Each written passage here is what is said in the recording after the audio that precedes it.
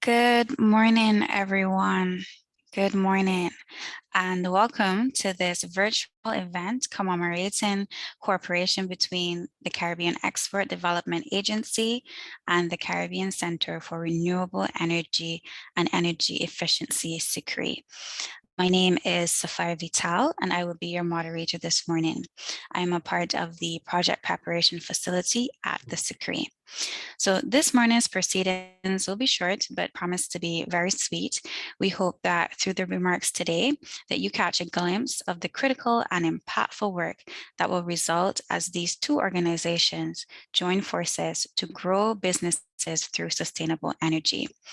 To start us off, we will hear brief remarks from the executive directors of Caribbean Export and CCREEE, and then we'll hear a bit more about the areas of cooperation we expect to go into. So jumping right into it, to start us off this morning, it is my pleasure to invite Mr. Deodat Maharaj to deliver his remarks. Mr. Maharaj is the Executive Director of the Caribbean Export Development Agency, the Caribbean regional institution with the remit to support private sector development through export and to steer foreign direct investment to the region. Deodat, a national of Trinidad and Tobago, previously served as Deputy Secretary General of the Commonwealth, where he spearheaded the trade and investment agenda. He also served with the United Nations in senior roles in the field and at headquarters. He has extensive experience in international trade and investment in a career spanning 25 years. He recognizes the importance of creating an enabling environment for businesses to succeed and the imperative of attracting foreign direct investment in the region such as ours. He knows the Caribbean well, having lived and worked in Barbados, Guyana, Suriname, and Trinidad and Tobago. Welcome, Mr. Maharaj. Thank you so very much, Sophia, for that very kind introduction. I'm really delighted to be here this morning to cement a partnership which will truly be central to key aspects of the Caribbean exports work going forward. This is our cooperation with the Caribbean Center for Renewable Energy and Energy Efficiency, or CCREEE. I really would like to thank my team at the Caribbean Export Development Agency, as well as Dr. Jackson, your team, for working so hard to coming up with this memorandum of understanding. Given our mandates, which are really very much aligned, Caribbean Export is excited to be working with CCREEE to tackle the grand challenges which our region must confront. It's not really an option, it's an imperative. Firstly, global climate change. Second, building sustainable and affordable energy systems. And third, poverty reduction through private sector development. By now, the issues associated with the immense challenge of climate change are well understood globally and certainly in our region, especially in the context of small and vulnerable small island developing states like those in the Pacific and the Caribbean, two of the most climate vulnerable regions on the planet. Recently, the Intergovernmental Panel on Climate Change published its sixth assessment report, which details the most up-to-date physical science of climate change. It is now indisputable that our region will increasingly bear unique vulnerability and susceptibility to climate change externalities, such as more frequent and severe hurricanes, sea level rise, ocean acidification, and heat extremes, unless drastic action is taken to limit global warming to significantly below 2 degrees above pre-industrial levels. These vulnerabilities present a severe threat to the livelihoods of our Caribbean people, making climate change mitigation and adaptation top priority for us. The point is often made that our countries are not responsible for this crisis, and this, to be honest, is true. However, quite frankly, it does not matter that climate change will affect our countries in a manner disproportionate to their level of greenhouse gas emissions. What matters is simply the fact that it will, and equally more important is the fact that we must act, and we must act now. For Caribbean Export, the big question is how to work to lessen these vulnerabilities while supporting economic development and creating jobs and opportunity for our people. It is well understood by many in the region that there is an undeniable relationship between our energy systems on the one hand and macroeconomic stability and economic development on the other hand. A green economy transition presents the opportunity to lessen pressure on foreign exchange reserves, as well as limit exposure to price volatility in international energy markets. We already know that the cost of energy in the Caribbean is amongst the highest in the world.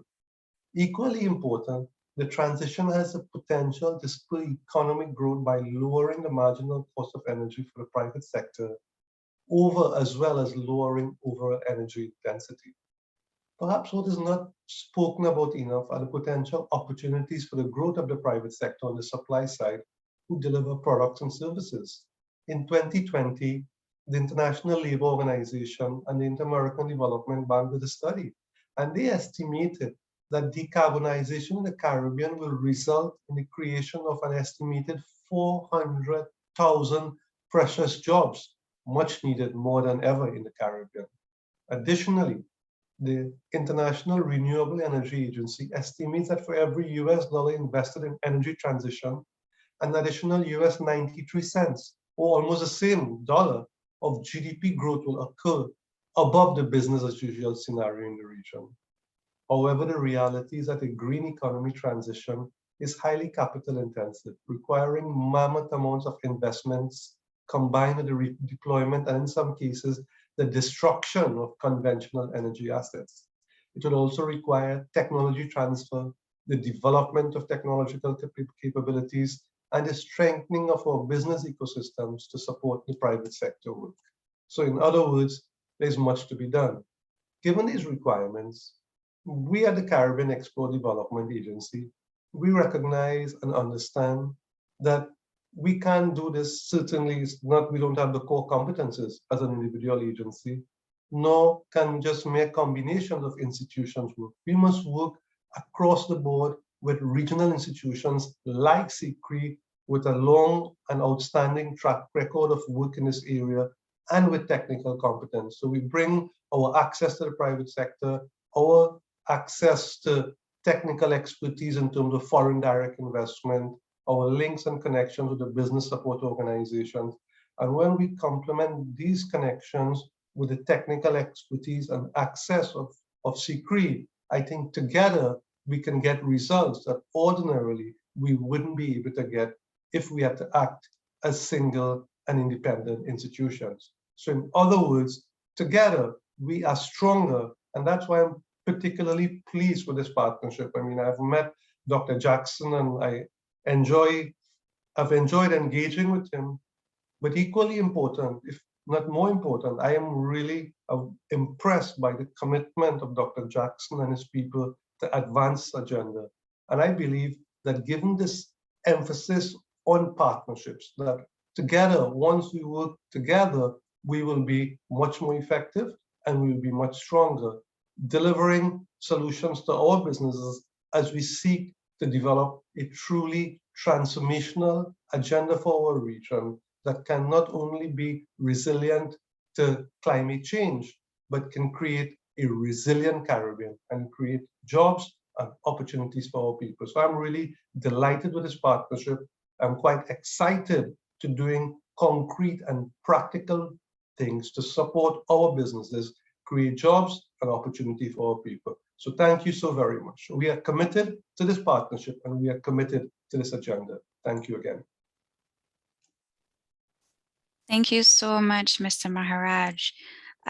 For one, I'm really looking forward to seeing how the two organizations will work together to solve some of the key challenges that the region faces.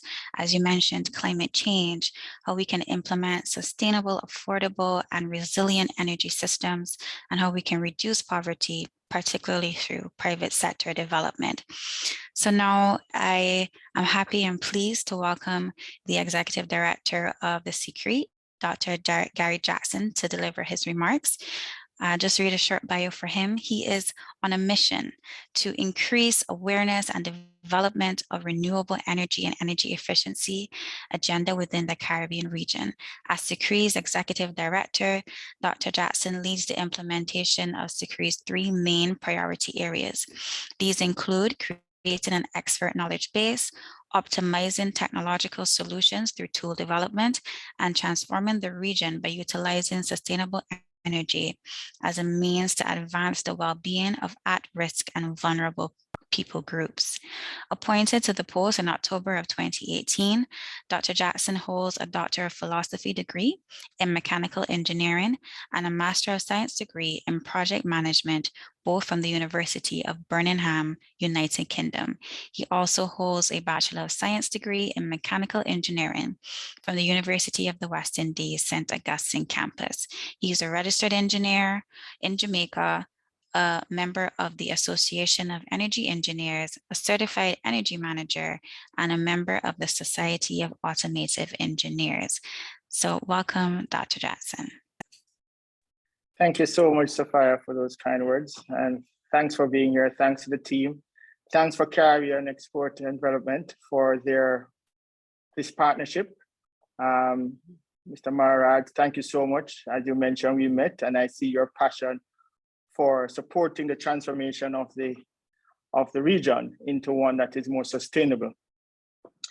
You did mention of us working together and the collective nature of what we do as a region is so important to us. At 18.2 to 18.5 million population in CARICOM member states, Haiti representing about 11.2 million of that. Haiti being the poorest country in the Western Hemisphere, resonates with us to understand that we have human capacity, but while not a large part of the human population of this world, given that the population is at 7.9 billion, that we are more resilient collectively, not separately. The world is in turmoil, as you can see, the pandemic, oil prices, the cost of goods and services, the war in Ukraine with Russia, the climate events, and the list goes on. We are given this trait called free will. Give us the freedom to make our choices for a possible course of action, unimpeded, but choices that can have consequences. It is our human capacity that defines our resilience, our greatest sustainable energy resource, if I may add. Now the pandemic is a reset for the world. So that reset button has been deployed. No, this is an opportunity for us to reconfigure.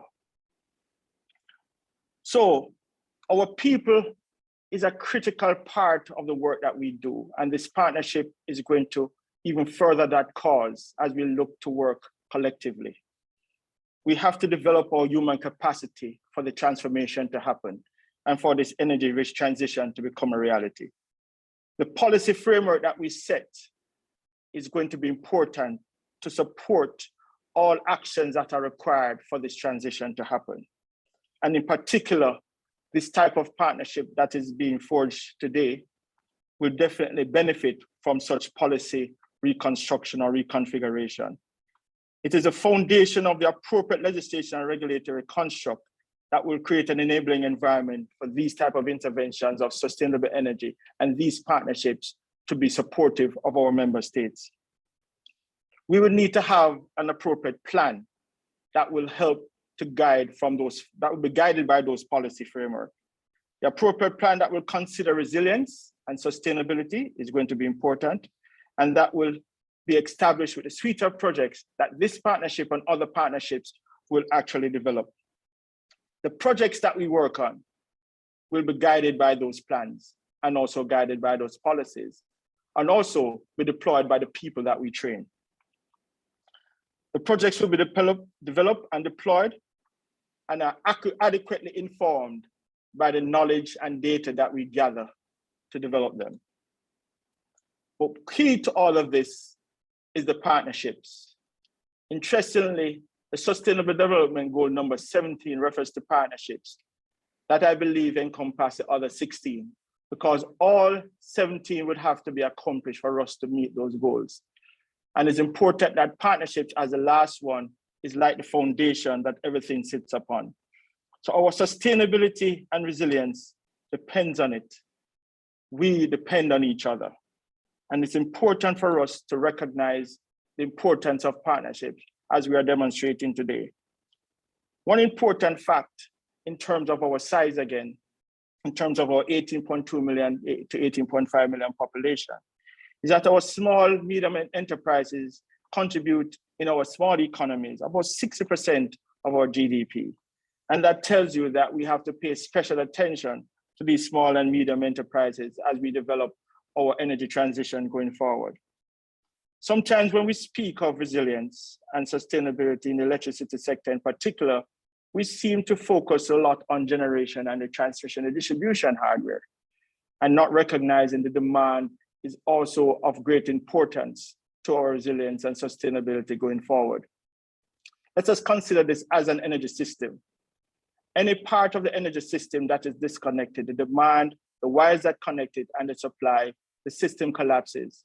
That is the type of partnership we are forging with Caribbean Export Development, is that we do not want to have any separation or disconnects across the region. We want to make sure the partnership is stronger than before, and we encourage other institutions to forge same partnerships as we look forward to the energy transformation and energy transition going forward. So partnerships, projects, plan, policy, people. That's the 5P principle on which we work. And that's the 5P principle which we encourage everyone to work. Thank you very much. Thank you very much, Dr. Jackson. Thank you for highlighting how we need to build capacity of our people, how we need the correct policy frameworks to create an enabling environment. We need to set appropriate plans and have projects guided by those plans, and how partnerships form the foundation of all of that. Thank you so much. Next on the agenda, we have a short presentation by Mr. Markson Gill, who's going to tell us a little bit more about the areas of cooperation that our two institutions will engage in. Markson Gill is a seasoned development practitioner with cross-disciplinary and multi-sectoral experience. He is trained in energy policy at the world-leading Science, Technology, and Innovation Research Center, the Science Policy Research Unit at the University of Sussex, and has spent 10 years implementing private sector development projects. These experiences have allowed him to develop specific expertise in business innovation and low carbon energy transition processes. Currently, Markson is the advisor for competitiveness and export promotion at Caribbean Export Development Agency, and has lead responsibility for the development and implementation of the agency's green economy strategy. Welcome, Markson, over to you. Thank you so very much for that introduction, Sapphire. Today, what I'm going to talk to the participants about is the general areas of cooperation which the MOU will cover. And this is just to give a little bit more meat to the bones which have already been presented so eloquently by our two executive directors. So I'm sharing my screen now. And let me first say that the relevance of this particular agreement, the Caribbean Export Development Agency, is such that we see our relationship with the Caribbean Center for Renewable Energy and Energy Efficiency being a very, very key element of our work going forward. This has everything to do with the fact that green economy development is a core element of our 2021-2024 strategic plan. By and large, the work that Caribbean Export intends to embark on will focus on contributing to the implementation of the 2013 CARICOM energy policy and the Caribbean Sustainable Energy Roadmap and Strategy through our specific focus on supporting the private sector's participation in green economy transition. And in that regard, we will find CCREEE being a very, very strong ally. So what is the purpose of this agreement? Well, the real purpose of the agreement generally is to provide overall a framework for cooperation between the parties. And that begs the question as to what will that cooperation look like?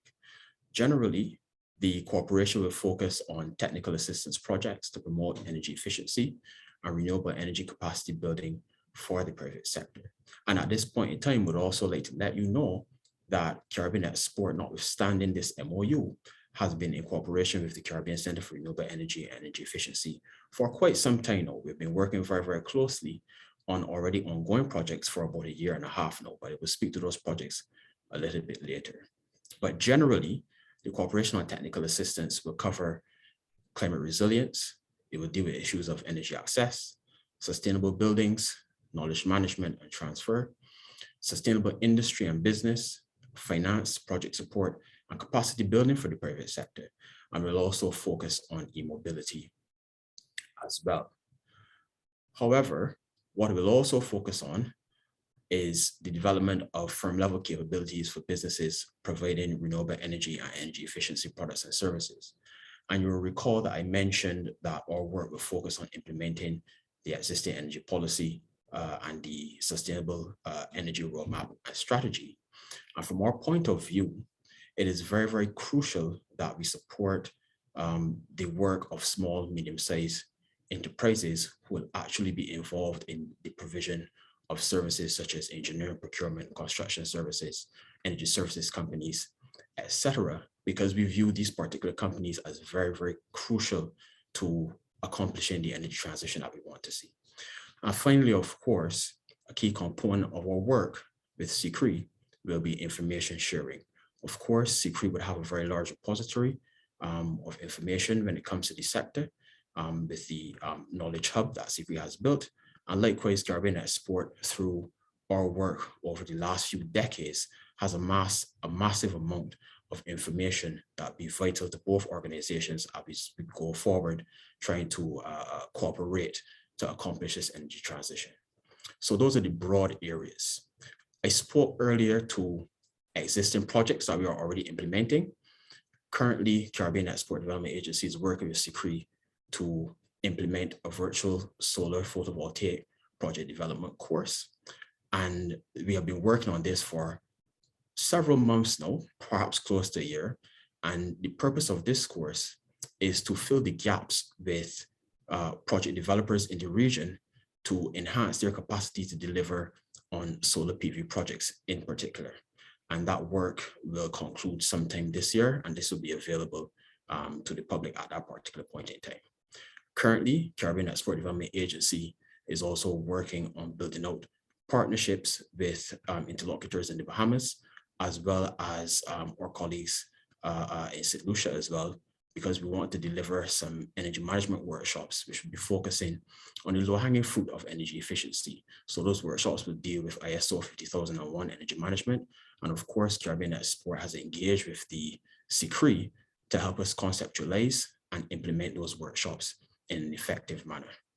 Finally, as well, Caribbean Export has been working with International Trade Center to build out and implement something called the Green to Compete program, which is a technical assistance program which will assist the private sector in areas such as resource efficiency and circular production of voluntary sustainability standards. And in fact, we've been working with CCREEE, engaging with them to discuss how we can build out an ecosystem which would have a pipeline of firms and projects coming from the Caribbean Export side to feed into existing technical assistance facilities that CCREEE has, in this particular case, the project preparation facility. So there's a lot of work that's being done, and we look forward to building out this work further.